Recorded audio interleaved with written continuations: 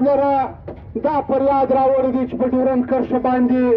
یوازې دا مسله د چمن د خلکو نه ده، نه د سپین بولدک د خلکو ده،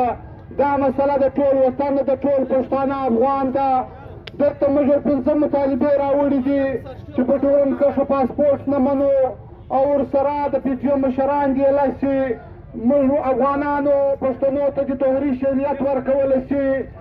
افغان کډوالو په جبري توګه د دوی سترګې بند شي،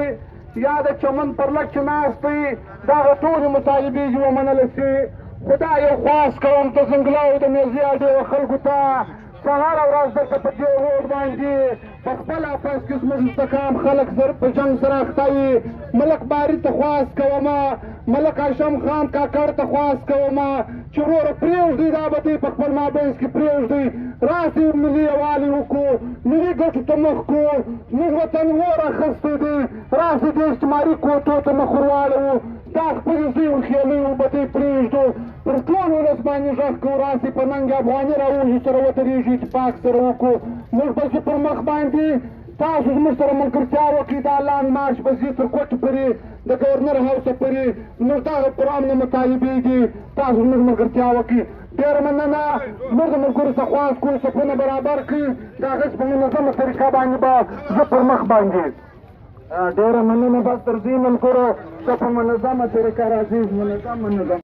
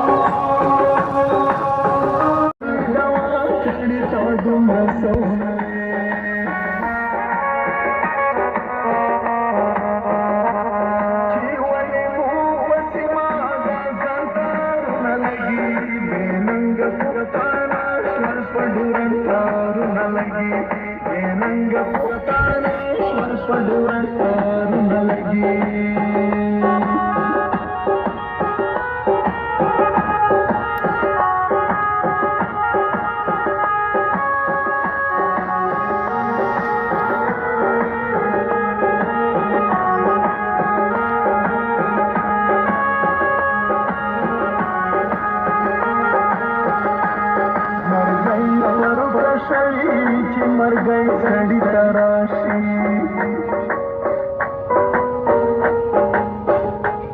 چې دا سیمو په سیما خبر جلکارونه لګي او خدای چې مې د پاسه په سرمنکارونه لګي